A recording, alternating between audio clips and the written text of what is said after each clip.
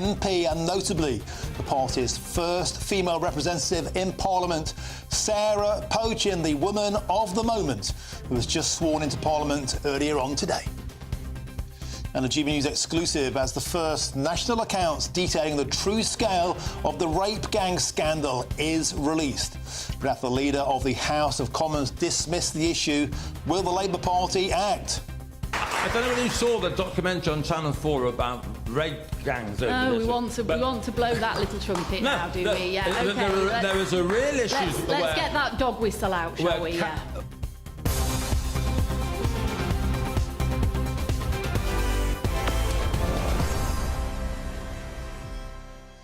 On the show, it's a pleasure to have your company. Isn't it funny how the political mainstream dismiss the rape gang scandal as a dog whistle issue? That's precisely what got them into this trouble in the first place. And on tonight's show, I'm delighted to say in a first sit-down interview, TV exclusive, I'll be joined by Sarah Pochin, Reform Party UK's first female MP. And then there were 5. What got her into politics? What are her aspirations? And can she finally whip some shape into the Reform Party UK Boys Club? Get in touch the usual ways. Of course, you can do that by going to gbnews.com/Your Say. We've got a cracking show ahead. But first, here's your headlines with Tatiana Sanchez.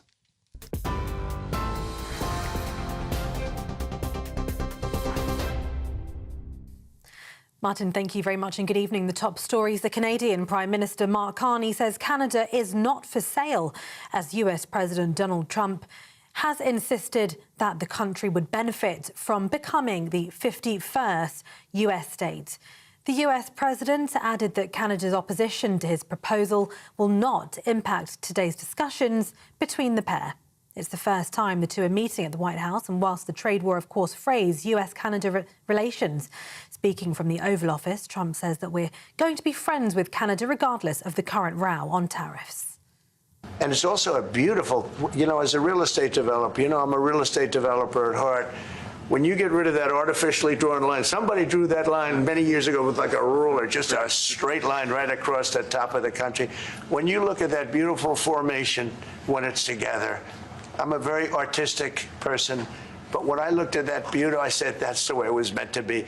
As you know from real estate, there are some places that are never for sale. That's true. We're sitting in one right now, Buckingham Palace that you visited as well. That's true. And having met with the owners of Canada over the course of the campaign last several months, it's not for sale, won't be for sale. But never say never. Never say never.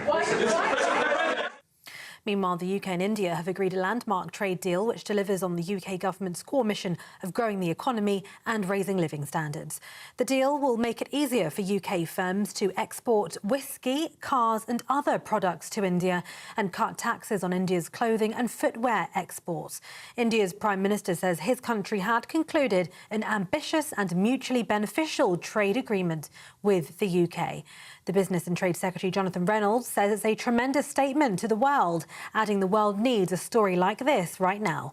Downing Street says the Prime Minister will visit India at the earliest opportunity. The Prime Minister says the trade deal with India will grow the economy and deliver for British people.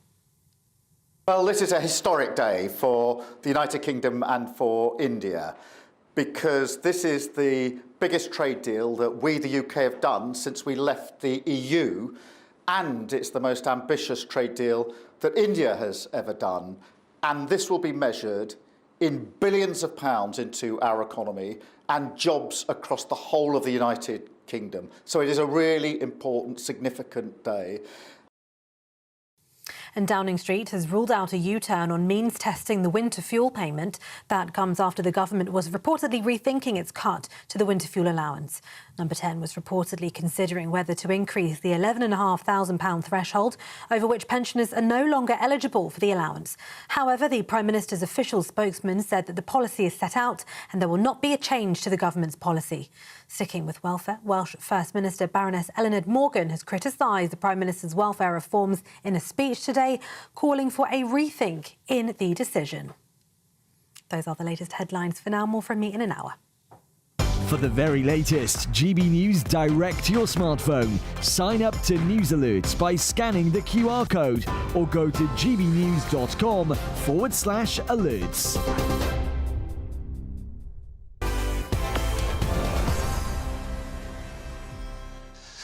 Thank you, Tatiana, and welcome back to GBN Tonight with me, your host, Martin Daubney. Now, members of Parliament returned back to Westminster today after the May Day recess, and there was a new face on the Green benches. Of course, that's Reform UK's Sarah Pochin. She made her debut in the Commons after winning that historic Runcorn and Helsby by-election, incredibly by a wafer-thin 6 votes. Now, her narrow victory makes her Reform's 5th MP and notably the party's first female representative in the Houses of Parliament. Here is that great moment when she was sworn in earlier on today. I swear by Almighty God that I will be faithful and bear true allegiance to His Majesty King Charles, his heirs and successors, according to law.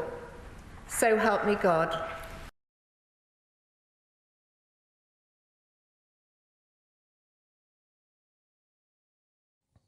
Wonderful stuff. Now, this comes, of course, as Tory and Labour MPs return to Westminster, licking their wounds after a severely bruising local election results, while the Liberal Democrats and the Greens are buoyed along by strong gains. Now, I'm delighted to be joined in the studio by Sarah Pochin, the new Reform UK MP for Runcorn and Helsby, in a TV first sit-down interview. Sarah, first of all, welcome to the show. Thank you. Welcome to GB News. I hope one of many appearances on the channel. You're watching yourself, Sarah, on the screen there, being sworn in as an MP. You said you weren't nervous. Well, actually, I wasn't nervous. It was the most monumental day for me, but a day that I feel is absolutely what I should be doing. It's the right thing for me now, and I can't wait to start work. So it was very humbling to walk into the chamber. I had been in earlier because I think if I'd have walked straight in and just taken the oath, I would have probably felt very overcome. But I went in earlier and at that point I thought, gosh, we've really done it. This is real and the work starts now. What motivated you to get into politics? One of the things about Reform UK, a lot of people in the party aren't career politicians. You had a successful career before this. You're a Justice of the Peace, you're a magistrate, you've worked for Shell, you read banking and finance at Loughborough University. You didn't have to do politics. No. Why did you? No. Well, I've done probably 20 years of public service following my sort of corporate career. 20 years as a magistrate, and I actually resigned to fight this campaign, and also 8 years as a borough councillor.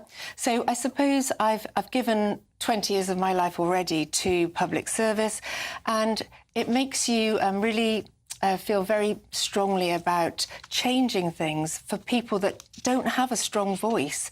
And I do have a strong voice, and I am able to make changes. The magistracy side of it makes you really understand how tough life is for some people. You know, people are not always born, you know, they're not born bad. They get themselves into difficult situations. So you learn to have a huge amount of compassion for people, understanding, and often it's about housing, it's about a stable job, you know, money in their pockets. And that combined with my experience as a councillor, I've got so much to offer. And then, obviously, Nigel Farage was coming through with this incredible party.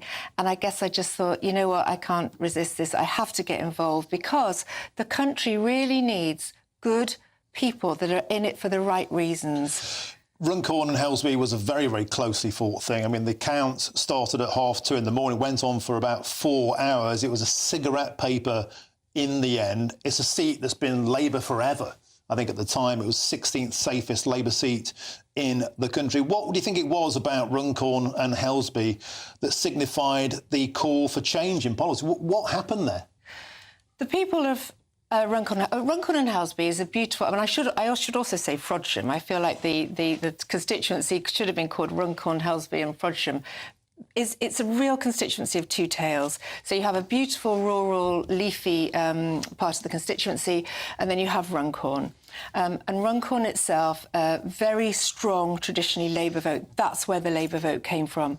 But those people feel so let down by this Labour government. What kind of things were they talking about? The winter fuel allowance seemed to come up a lot. There's been a lot of talk from the Labour Party after the election about that. Came up a lot on the doorstep. Came up a lot on the doorstep, and we also had a campaign office. We were the only party to have a campaign office. We were getting, on average, 50 people a day coming to see me, almost as though I was already elected, because they wanted to tell me their problems.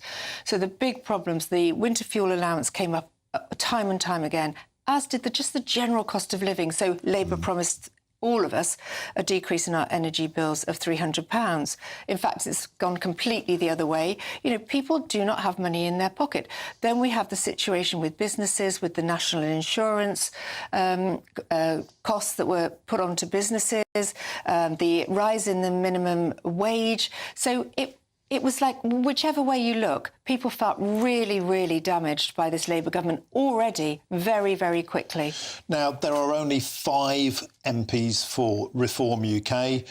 What can you guys do to change the country? It's easy being an opposition, is it not? What's your plan for change? Particularly, you've been openly vocal at the moment about women's issues. Of course, Absolutely. You're the first woman elected for the Reform Party. You've been outspoken. It's raised a few feathers. You've ruffled a few feathers, talking about potentially the threat to women's safety from asylum seekers in hotels. Some people said that was a bit divisive, just spoken out about. The first thing I should say is I'm not discussing women's issues or you know, promoting this issue because I'm a woman. My background is very much law and order, and I feel very strongly that in this constituency there's a real problem with women's safety that is utterly being denied by the Labour, you know, the previous Labour administration and the MP. So the fact is that Runcorn has an increasing problem with illegal immigrants that are being housed, first of all, in a migrant hotel.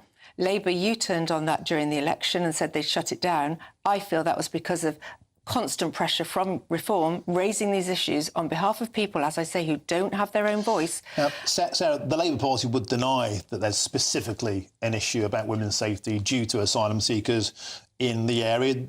Is there any proof of that? Or were you hearing stories of this on the campaign trail? How do you come to that conclusion? Absolutely. So people would come into the office, women, telling me that they felt unsafe walking around their streets, felt that they couldn't let their children out to play, particularly daughters.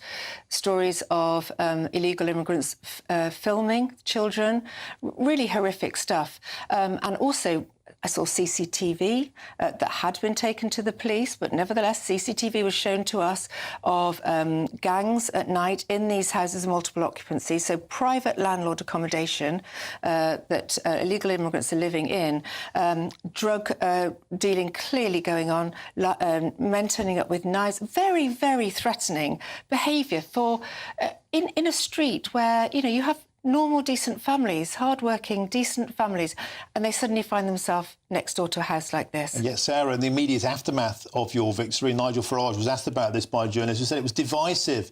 You were attempting to cause division in the area by talking about this.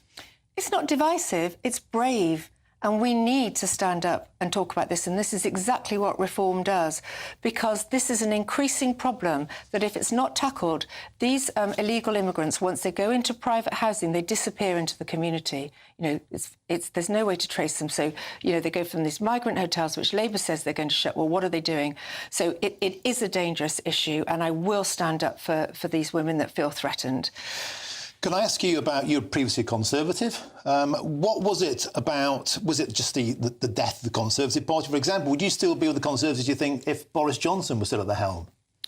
The Conservatives, I was a Brexiteer, a big, strong and proud Brexiteer. The Conservatives didn't ever, in my opinion, maximise that. Far from it. I feel like we almost haven't even started that process. So that was one big disappointment for me. But also the Conservatives seem best at destroying themselves. And the endless infighting. I mean, how many Prime Ministers did we have in a ridiculously short space of time? It was, you know, I think the electorate, and I include myself in that, absolutely tired of this infighting, self-destruction, and they're not in it for the right reasons. I'm in politics because I want to stand up for people that don't have a voice. But the Conservatives are more interested in destroying themselves than standing up for other people. Sarah, can I ask you about a controversial policy that's been floated out already, and that is the removal of so-called woke flags from town halls, from councils that the Reform Party will be controlling? Pride flags, trans flags, Black Lives Matter flags. Why does that matter to the Reform Party? It matters because the flag that we should be flying is the British flag. I'm very proud to be British. My father was in the army. I was brought up in a very proud household, and that seems to be disappearing from our society. In fact, I'd go further and say we're being taught to almost apologise for our British roots. No, Reform have said enough is enough. You know, you can stand up and be proud to be British. Somebody has to say this, because otherwise our culture is under threat. Sarah, you were keen before we came in to talk about the deal that's been done today by the Labour Party. The Labour Party, to be fair to them, have done a trade deal with India, the source of which, no doubt, Nigel Farage, the Reform Party, Boris Johnson's regime, would have been proud of. What's your comments on that trade deal today that Labour forged with India, worth £5 billion to the British economy? Well, I think what is not being said is that Labour once again have sold out British workers, because this deal, the detail, and the devil's always in the detail, is all about Indian workers can come into this country, and for 3 years they don't have to pay any national insurance, and the companies that employ them and bring them in are also free of the company national insurance. So there's a double win for this situation. Labour would say that stimulates the economy. We need more of those skilled workers. What that's going to do is destroy jobs for British workers. So they're selling out the British workers once again, because it's going to make it so much cheaper, 20% cheaper, for companies to employ Indian workers. And then, when they come over, there's a drain on our resources. So you've got the NHS to think about, you've got dentists to think about, yet again, housing to think about. So yet again, local people are being pushed down, whether it's going to be housing list, GP list, whatever it might be. But this situation, this is an absolutely dreadful deal. So on the surface, it might look like, yes, we've done this great deal with India, but what's behind it? And this is selling out British workers. Some people might say in response to that, Sarah Pochin, that the Reform Party seems to have a problem with foreign workers. Is that fair? Absolutely not. If people come in with something to offer on fair terms, what the Reform Party is about is fairness, and people want to feel that someone is standing up for fairness. This is not fair. This is not fair on British workers who will not get these jobs because they will be classed as too expensive. It's not fair on companies that are not suitable for importing, if you like, Indian workers. So this is a policy that is totally flawed, and once again is letting down the true hard-working people of this country. You talk a great fight. It's easy, of course, being an opposition. Sir Keir Starmer found that to his peril. Perhaps now in power, things are much tougher. There are 5 of you. You've got a mountain to climb. How optimistic are you that this isn't just a flash in the pan, that you can forge on? And Zia Youssef, very bold, very brash. He's convinced Nigel Farage can become the next Prime Minister of the United Kingdom. Do you echo that sentiment? Can Farage be the Prime Minister? Absolutely. I always said that winning in Runcorn and Helsby, and I had never had any doubt that we would win, because we didn't win by 6 votes. We won by 14,706 votes, or, whatever the majority that Labour had. That is a monumental achievement. But what it shows now is that people are fed up with the Tories, fed up with Labour. They need someone to vote for. They need a party that's going to bring them hope, that's going to stand up for British values. And I really believe that, and look at the rest of the country. I mean, it went turquoise when it comes to councillors. We've got over 600 new councillors, 2 mayors elected. The country is going turquoise because people have had enough. It's going to get tough. It's going to get ugly. The entire establishment will no doubt throw everything it has to stop Reform getting into power. Are you ready for that battle, Sarah Pochin? Absolutely, otherwise I wouldn't be sat here. Fantastic, Sarah Pochin. Thank you so much for joining us, MP for Runcorn and Helsby. And well done today on being sworn in as Reform's 5th MP and the first woman. I think they might benefit from a bit of a feminine touch. Thank you very much, Sarah. Now, after the break, we'll get some reaction to that interview from two people who think reform surgery is not the answer, to say the least. That's next.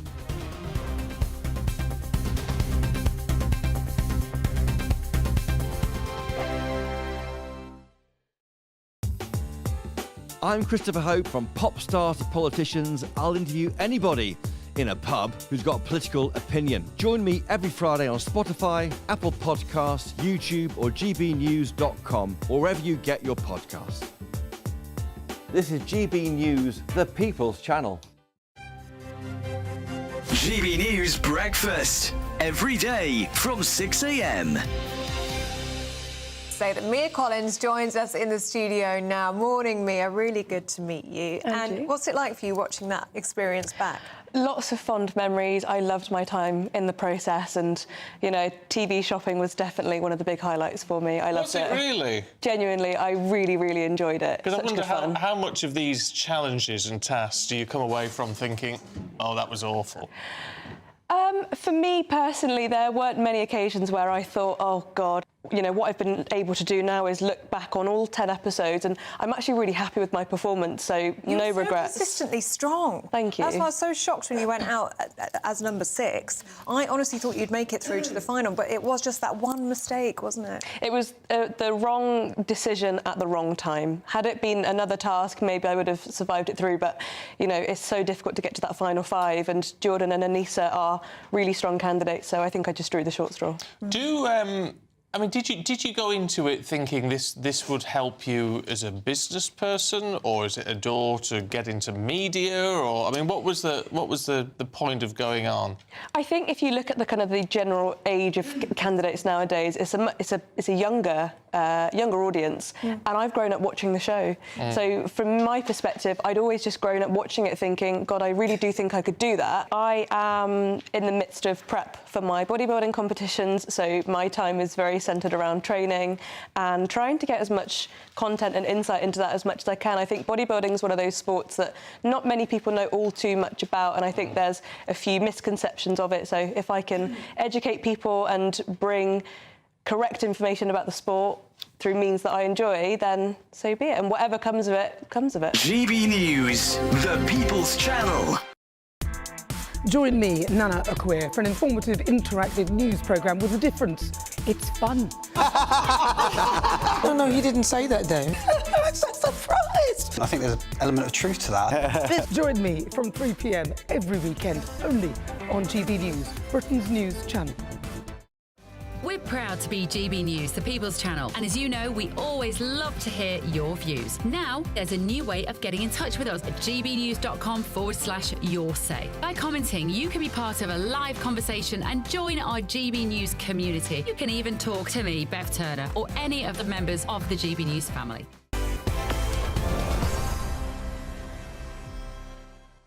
Welcome back to GBN Tonight with me, Martin Daubry. Now, before the break, we heard from the newly minted Reform UK MP for Runcorn and Helsby, Sarah Pochin. And here's what Miss Pochin had to say about only flying British flags on council buildings. It matters because the flag that we should be flying is the British flag.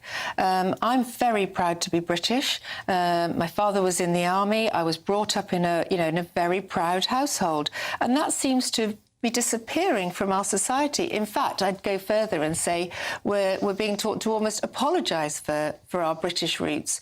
No, Reform have said enough is enough. You know, you can stand up and be proud to be British. Somebody has to say this, because otherwise our culture is under threat. Well, that was Sarah Pochin's first sit-down interview on British media here on GB News. And to discuss it now, to dissect it, I'm joined by the political commentator in the studio, Andy Twelves, and the former Conservative MP, Nick Fletcher. Gentlemen, welcome to GBN Tonight. I'm going to start with you, if I could. Nick Fletcher, Sarah Pochin there was very damning towards the Conservative Party. It was the Conservative Party that abandoned the working class parts of Britain. You gave an open goal to MPs like her to be elected. Obviously, a lot of people are disappointed with what's happened while we were in power, but I find it quite funny that I do agree with much of what the Reform Party have to say, and I know they agree with much of what I've got to say. but there's quite a lot of Conservatives that are moving over to Reform. So they're a Reform party with Conservative MPs and Conservative councillors and Conservative individuals. So I think we just need to stop this rhetoric. I think Nigel Farage was very out of order, saying he wants to destroy the Conservative Party. It sounds really pathetic. If he wants to do anything, he wants to be concentrating on what's going off with his own new councillors, because from what I've heard, it's not very good at this moment in time. What do you mean by that? Nick Fletcher, a lot of people say the Conservative Party destroyed themselves. That's why there was a wipeout on Thursday. No, I don't think that's true. Obviously, when we've had 14 years of Conservatives in power, I think there's obviously a tide that moves along with that, and you're bound to get some disagreements in there. But there was 360 MPs in that party when I was down there, and obviously you get different characters and different people believing different things. You're bound to get that. It's a broad church, as they say. But as you've seen with Reform, I mean, they've lost one of their MPs already, haven't they? 20% of their party. I mean, they couldn't fill a taxi and they're falling out. So, I mean, these things happen. Nick, I wonder if that kind of rhetoric feels a bit feeble now. The fact of the matter is, look at the electoral map. Look at what happened on Thursday. You can't just have a pop at Reform. They wiped the floor, the Conservatives. You had your lowest vote share ever in recorded history. Well, we retained 6 fantastic councillors locally. As I say, we've got a huge amount of new Reform councillors over in Doncaster. We're just going to have to see how they get on. But from what I've heard so far, it's not looking very rosy. This is the first time that Reform have actually had power. We're going to see what they can do with that. As I say, it's always easy from the sidelines, and that's all they are. They've got 5 MPs now. The Conservatives have got 121 MPs. So we're just going to have to see what actually happens. But as I say, at this moment in time, it's not looking very good. And sadly, it's not looking very good for Doncaster. OK, well, Doncaster Council, of course, went to Reform, parking the tanks on the lawns of Ed Miliband. On that point, let's bring in Andy Twelves, a political commentator of a Labour persuasion. Andy, what was your take on Miss Pochin's performance there? I think she's clearly an extremely talented communicator. I mean, for that to be the first sit-down interview of anyone's life, I think she did an incredibly impressive job. But unfortunately, that kind of mirage of words and her excellent presentation doesn't actually hide what she was saying. She talks about supporting British workers. I agree this new India trade deal isn't a fair deal and isn't good for British workers. But the fact that they're trying to pretend they're the party of the workers when they didn't support the Employment Rights Bill, when they actively support measures that are going to make working people's lives harder, when they're rallying against new solar farms, battery systems, things like this, which working class people and workers will be earning money from. They're the ones that will be putting together these solar farms. I just can't stand the rhetoric. Andy, the net zero conversation, which, by the way, you could argue that it's only the Reform Party who are having that conversation. Both the Conservatives and the Labour Party seem to be married to the concept of net zero. We talk about jobs on solar farms. What about British Steel? It was the Reform Party that said full nationalisation, something that you no doubt would agree with. Yeah, I mean, I do agree with nationalisation of British Steel. But, I mean, Reform UK, that was, a half attempt at, appealing to the workers. Where were they in Port Talbot? Well, they weren't in power then. Well, they didn't have elected representatives then. Yes, they did. Where are the Labour Party then? Well, I mean, they're in government. They were, at the negotiation table, recalling their MPs to Parliament to put in, a bit of legislation that would save British Steel. But I think, back to, the Sarah's interview, I think when they talk about these flags, they're only going to have the Union flag and the St George's flag on English councils. What about county flags? God forbid the King pops around because they won't be able to fly the Royal Standard. They're not going to be able to fly the Ukraine flag. Where's the solidarity from, a party leader that says he admires Putin? He's banned the Ukraine flag above councils that they own? Okay, I mean, come on. So they did clarify the position that they said the county flags would be flown, and no doubt Royal Standards and Armed Forces flags. But let's talk about, Nick Fletcher, the obsession, some might say, with the Ukrainian flag. Surely it's a common sense policy to not fly international flags, because as we saw, Nick Fletcher, when push came to shove and there were demands to fly the Israeli flag after October the 7th, we couldn't do it in case it was divisive. Surely it's sensible not to have any flags so you don't get caught in these moral pickles. I completely agree, and it was in my manifesto. I was the only candidate for Mayor of Doncaster that actually produced a manifesto, and it's actually in there that we want Union Jack, the Union flag on council buildings, and I completely agree with Reform. the woke flags that we see on these buildings, they're divisive. And what we should be doing, we should be bringing the nation together, not supporting dozens of different minority groups, putting one group above another group. We are all United Kingdom citizens. Well, if we are United Kingdom citizens, then we should all be going for one goal, and that's for the best for the United Kingdom. And I wanted the best for Doncaster too. This is the problem with Reform and Conservative. On many issues, we're on the same side. And sadly, why don't you join? Why don't you join Reform UK? You sound like you're fancy that. I do not need to join. I've got a fantastic party in the Conservative Party. We've got a great leader. We're going to come forward with some proper policies. We've run the country before. We've run councils before. We've got the experience there to do it. Obviously, there was mistakes made, but going forward over the next 4 years, I'm sure Kemi will build a party with proper policies, with proper plans behind them, and we can move forward. And we will see over the next 4 years that we have a party with reform, with inexperienced councillors, with no plan, with no real idea. You think you should do a deal? Should you do a deal with reform? That's above my pay grade. As I say, I do think the only people that are actually benefiting here, in many cases, obviously not necessarily in Doncaster, but it is Labour. But the vote was split again. That didn't happen on Thursday, though, did it, Nick? The Labour Party didn't benefit. This splitting the vote, actually, in a lot of seats, it was the Conservative vote that split the vote and let Labour in. No, you have to let me finish with this. We still ended up with a Labour mayor. That's what we ended up with in Doncaster. So after all that, there was 40,000 votes from individuals. Reform came second. So we had to end up with a Labour mayor because the Conservative perhaps should have stood aside. What about that? How's that grab you? Well, the things that happened there is because Reform under Nigel Farage put a 30-year-old individual up who had never been in politics, had no real business experience, no real Still life came second. and Still beat your man. Speak properly. Well, I asked Nigel Farage to come up and debate me, but he turned that down. He obviously didn't want to come and speak to somebody who could actually hold him to account for what he did in Doncaster. He threw Doncaster under a bus. That's what he did. And he doesn't care about Doncaster. And as I say, he's got 37 councillors there now. And I doubt you will see Nigel Farage in Doncaster again. He will be on your show. I'm sure he will. That's where well, Doncaster Council is now controlled by the Reform Party. We'll have to wait and see. Gentlemen, a spirited debate. Thank you very, very much. Former Conservative MP Nick Fletcher and political commentator Andy Twelves. Good lads. Thank you very, very much. Now, coming up, the government is preparing for a possible Russian attack, reviving decades-old war plans and war rhetoric. Soon, I'll speak to the Defence Secretary from when the plans were last updated. That's Jeff Hoon. He's next. Hello again, very good evening to you. I'm here with your GB News weather update coming to you from the Met Office. It's going to stay dry for most of us as we go through the next 24 hours. In fact, if you're hoping for any rain, there's not really going to be much to come through the rest of this week with high pressure firmly in control. That being said, even with the high pressure, you can't rule out 1 or 2 showers for a few places as we go through the rest of today and overnight. Generally, though, it is going to be a dry night. There will be some clear skies, and with the clear skies and light winds, we are going to see temperatures taking a bit of a drop. It may not be quite as chilly as last night, but nonetheless, some rural spots will see a touch of frost around. Most towns and cities, though, holding up several degrees above freezing. Nonetheless, a bit of a fresh, chilly start for many of us first thing tomorrow morning, but it is going to be a relatively bright one. Taking a closer look, and across much of southern England, a good deal of bright weather, just a few showers perhaps skirting into East Anglia and Kent. Also bright across much of the Midlands, Wales, into northern England too. 1 or 2 showers maybe.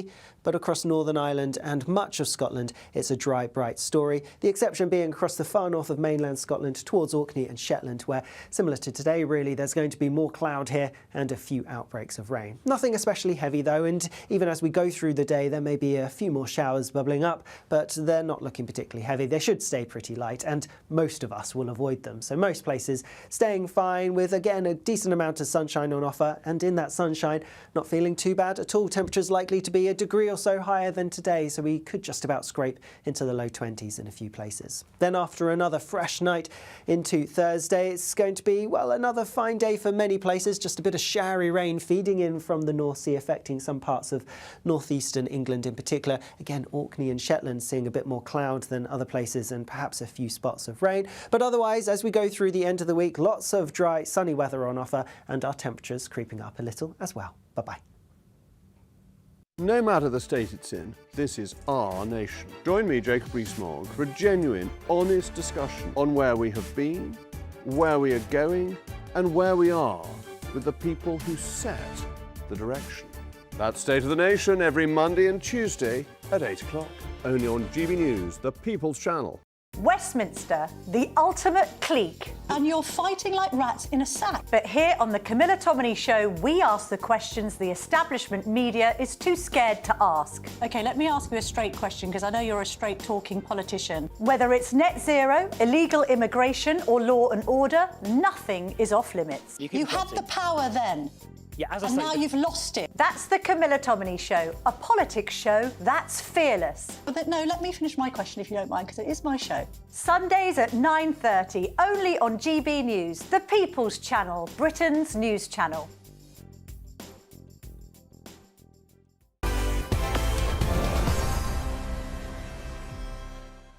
Welcome back to GBN Tonight now. As ever, this evening at 9 p.m, it's the formidable Patrick Christys tonight, and the star of that show joins me now. Patrick, are you still full of Melton Mowbray pork pie? What's on your menu tonight?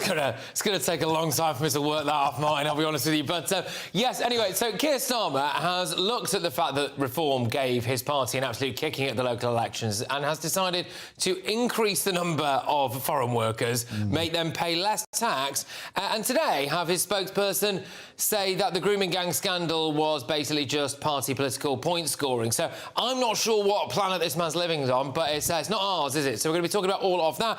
A couple of other stories as well. We've got some exclusive footage from Mark White, who has been showing how the French are basically giving out life jackets to illegal migrants. Also, I want to know whether or not you think it's bad parenting to not take a holiday to be with your kids during their GCSE revision. Apparently there is an increase in parents taking study breaks from work so they can be at home to help their kids revise for their GCSEs. Is that a little bit too far, do we think? All of that and much, much more. Well, Patrick Christys, my son is revising for his GCSEs. I went to Texas when my sister got married. In fact, my sister is here now with my brother-in-law, so that's how good a parent I am. On a serious note, he's at home revising now. But Pat, as I've got you here, that deal with India, I think, is incredible.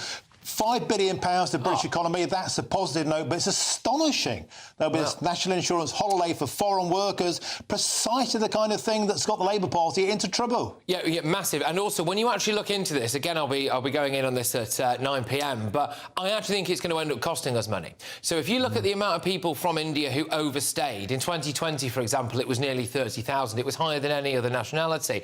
And then if you look at the amount of Indian people who claim benefits in the UK, they're roughly speaking about the fifth nationality, so by no means the worst, clearly. But if you add all of that to the amount of people who could be flooding into the UK as a result of employers finding it easier to employ Indian people than British people, and then how many of them might overstay, how many of them might end up on benefits, I can see a world, Martin, where this deal costs us money. It doesn't actually increase it. And Patrick Christys, the previous regime, Rishi Sunak's regime, of course, was allowing foreign workers into care homes at 20% below the national living wage. I called that at the time de facto slave labour. This has got a saying whiff about it. Patrick Christys tonight, 9 p.m. Excellent as ever. Have a great show, my friend. Always a pleasure. Now, in a GB News exclusive today from Charlie Peters, the full extent of Britain's grooming gang's shame and scandal has been uncovered. And our man Charlie Peters has all the latest. What are they not telling us about grooming gangs? That'll be the question in households right across the country, because for so long there hasn't been that sufficient investigation into this scandal. And in January, the Home Secretary, Yvette Cooper, said there would be a 3-month rapid audit by Baroness Louise Casey. It's not been delivered on time. But GB News has partnered with some independent researchers to develop our own dossier, exposing for the first time the national extent of this crisis. And you can see it's affected corners all over the country, from Plymouth right up to Carlisle, some 50 different towns and cities where this form of child abuse has been recorded. And the darker the area on the map, the greater the intensity of gang activity and the higher the number of convictions. Now, if we zoom in further into the north of England, you can see the greatest intensity and severity of this abuse, with the shaded areas for suspected gang activity.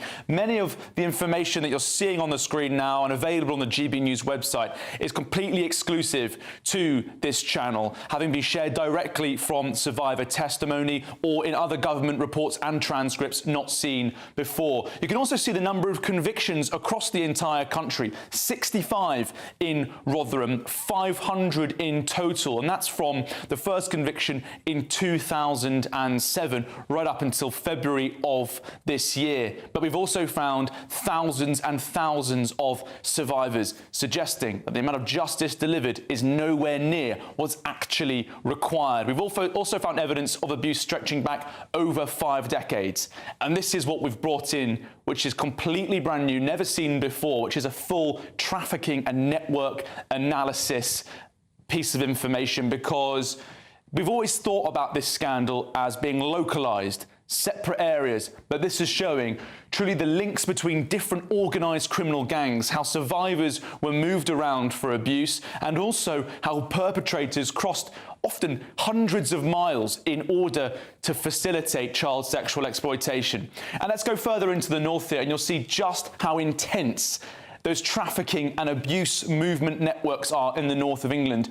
Just 2 areas on this map have had local reviews. That's Rotherham and the Greater Manchester Combined Authority. But when you look around, these links between abusers and these movements of victims to facilitate the abuse is so widespread.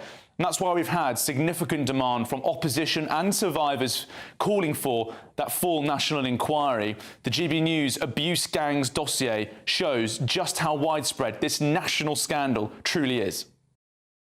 Well, as ever, as you'd expect, astonishing reporting there from my man Charlie Peters. It truly brings to light what a national scandal the rape gangs is, not was, still is. Charlie Peters, proud to call you a colleague. Now, moving on, Britain is quietly preparing for the possibility of a direct military attack by Russia, amid growing concerns that the country is not adequately ready for war. And officials have been told to revise 20-year-old contingency strategies to prepare the country for war, focusing on missile and cyber threats. Now, the government's directive to reassess its national defences strategy reflects mounting anxiety over the evolving nature of global conflict and Britain's current level of preparedness. Well, the main man across this brief at the time joins me now. It's Geoff Hoon, the former Defence Secretary under Sir Tony Blair's government. Geoff, it's always a pleasure to have your company. Are we really on a war footing with Russia, or is this just once again politicians trying to scare us or even fluff us up for big tax hikes? Well, I think it's a prudent and sensible step. Frankly, I was a little surprised to discover that it hadn't been done in 20-odd years. So I think it really is important that the country is always prepared for the threat of conflict. We live, sadly, in an increasingly uncertain world. It's not just Russia that's a threat. There are other threats around the world, as we've perhaps seen by recent arrests involving Iranians. So we need to make sure that the population of this country are protected in the event of what would be a terrible consequence for the UK, but in the event of it happening. Geoff Hoon, I put it to you, we can't even defend our own shores from dinghies. And as far as cyber attacks and our airports go, we set fire to one ourselves by not taking care of a generator. Seriously, do we think this government is capable of stopping Putin? Well, this government has taken the step, which recent governments clearly have not. So by taking these sensible measures at this stage, they are preparing the country in a way that hasn't been done, as you said in your introduction, for 20 years. So I think it is important that we get along with these measures. They're sensible, they're prudent, they are necessary in a very uncertain world. We've got the smallest army since Napoleonic times. We've got the smallest RAF since its inception. So few sailors, Geoff Hoon, with decommissioning ships. There's a strategic defence review underway, indeed, as I understand it, about to report. That will set out requirements for the country for the foreseeable future, being conducted by my predecessor, Lord Robertson, a man, an expert in defence, both in the UK and, of course, as head of NATO. So I'm expecting a very hard-hitting but sensible report from him. The government have committed to increasing defence expenditure. Like many observers, I believe that will need to go further than the current commitment, but obviously that can only be done once the economy improves. So the government are taking appropriate steps. It's necessary that they should do so. We all need to think carefully about our future. OK, Jeff Hoon, and one of the recommendations is building a bunker in case of an attack. They could always join us here in the bunker at GB News. We're only just over the road from Parliament. Jeff Hoon, always a pleasure to have you on the show, the former Defence Secretary under Sir Tony Blair's government. Thank you very, very much. Now, coming up next, could Labour be forced into a humiliating U-turn on the winter fuel allowance after their local election drubbing? I'll be speaking to a pensioner who's been impacted by that policy. That's next.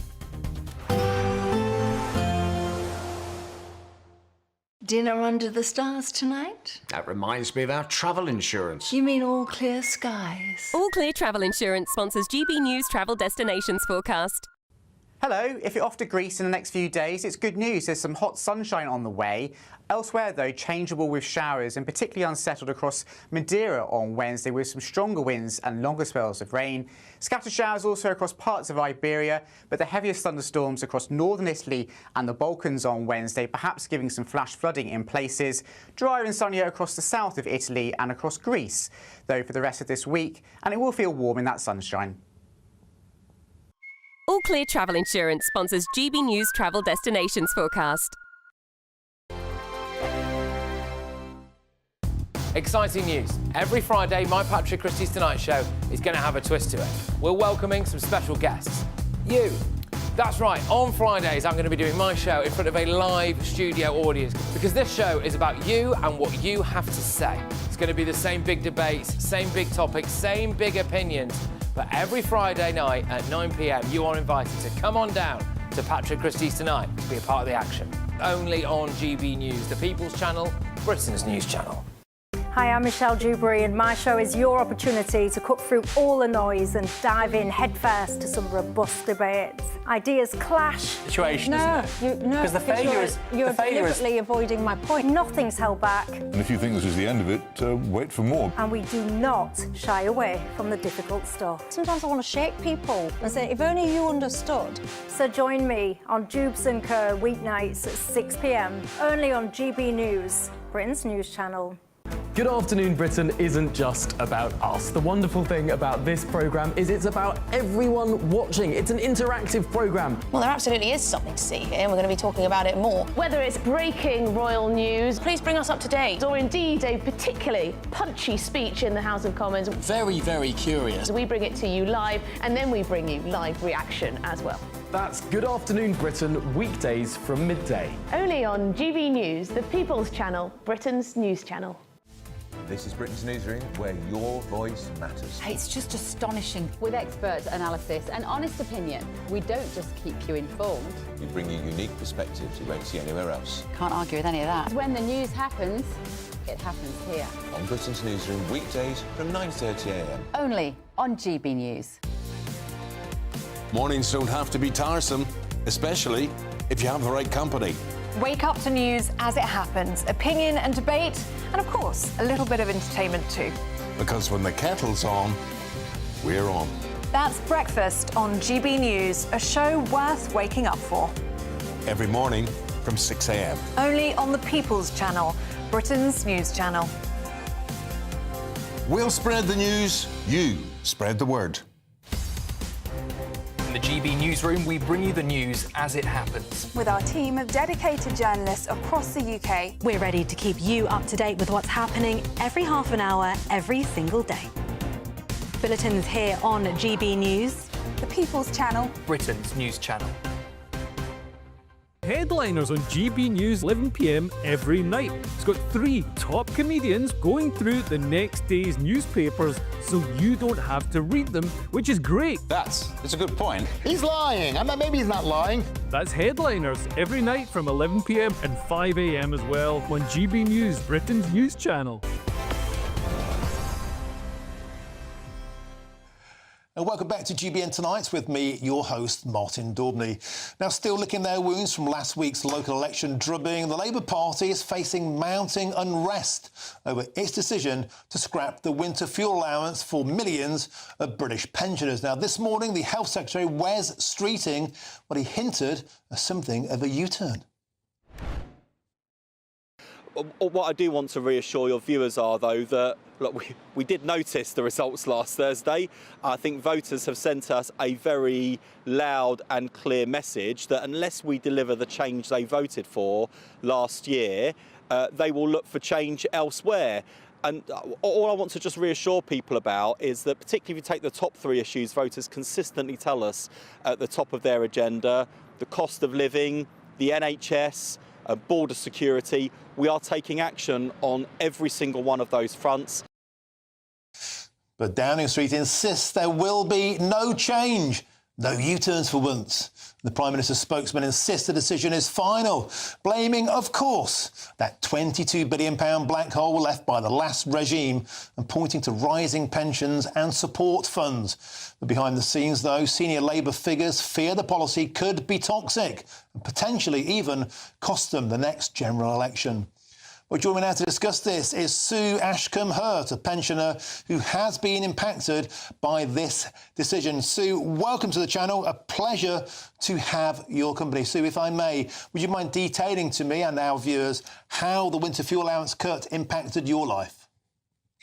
Well, when I used to get my payment, I used to pay it straight into my electric account, you know, my electric and gas account.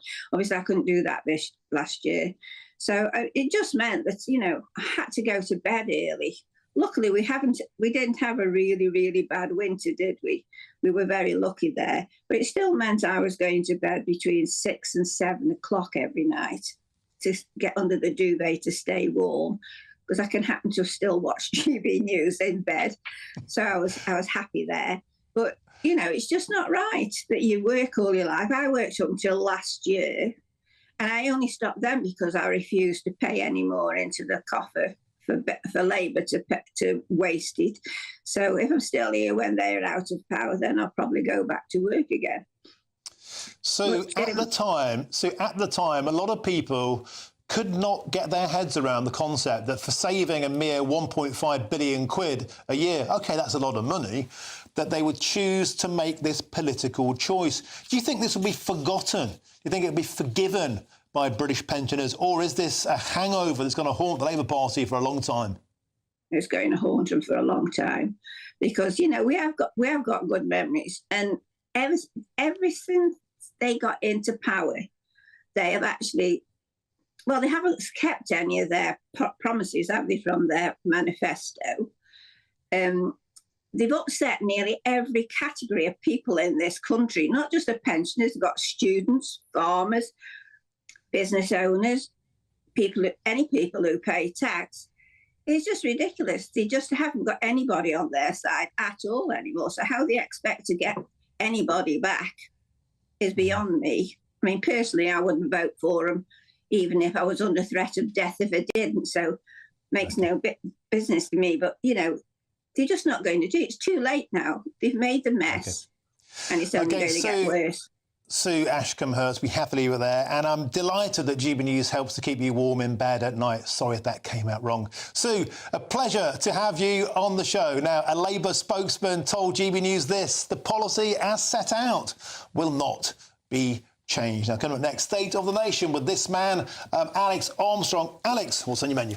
Well, we are going to be asking and talking about that. One thing that's on everyone in Westminster's lips tonight is whether Britain has been sold out on that India-UK trade deal. Of course, the deal so far gives Indian foreign workers a tax cut when they come to work in the UK. And at this time, with people experiencing the highest cost of living, the highest taxes in generations, is it a sellout of British people? We're also going to be talking about the government's record on grooming gangs, that bombshell revelations today by GB News. And then we're going to be asking, how much do you think we pay in taxes for Afghans who are being refused asylum here in the UK? A lot of dosh is no doubt the answer. Alex Armstrong next, State of the Nation. I'll be back tomorrow, 3 till 6 p.m. State of the Nation is next. But first, here's your weather. It's Alex Burkill.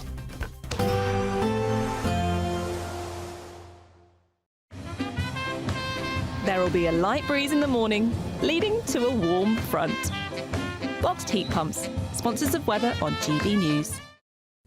Hello again, very good evening to you. I'm here with your GB News weather update coming to you from the Met Office. It's going to stay dry for most of us as we go through the next 24 hours. In fact, if you're hoping for any rain, there's not really going to be much to come through the rest of this week with high pressure firmly in control. That being said, even with the high pressure, you can't rule out 1 or 2 showers for a few places as we go through the rest of today and overnight. Generally, though, it is going to be a dry night. There will be some clear skies, and with the clear skies and light winds, we are going to see temperatures taking a bit of a drop. It may not be quite as chilly as last night, but nonetheless, some rural spots will see a touch of frost around. Most towns and cities, though, holding up several degrees above freezing. Nonetheless, a bit of a fresh, chilly start for many of us first thing tomorrow morning, but it is going to be a relatively bright one. Taking a closer look, and across much of southern England, a good deal of bright weather, just a few showers perhaps skirting into East Anglia and Kent. Also bright across much of the Midlands, Wales, into northern England too. 1 or 2 showers maybe, but across Northern Ireland and much of Scotland, it's a dry, bright story. The exception being across the far north of mainland Scotland towards Orkney and Shetland, where, similar to today really, there's going to be more cloud here and a few outbreaks of rain. Nothing especially heavy though, and even as we go through the day, there may be a few more showers bubbling up, but they're not looking particularly heavy. They should stay pretty light, and most of us will avoid them. So most places staying fine with, again, a decent amount of sunshine on offer, and in that sunshine, not feeling too bad at all. Temperatures likely to be a degree or so higher than today, so we could just about scrape into the low 20s in a few places. Then after another fresh night into Thursday, it's going to be, well, another fine day for many places. Just a bit of showery rain feeding in from the North Sea, affecting some parts of northeastern England in particular. Again, Orkney and Shetland seeing a bit more cloud than other places, and perhaps a few spots of rain. But otherwise, as we go through the end of the week, lots of dry, sunny weather on offer, and our temperatures creeping up a little as well. Bye-bye. Expect a warm front, moving from the kitchen right through to the rest of the house. Boxed boilers, sponsors of weather on GB News.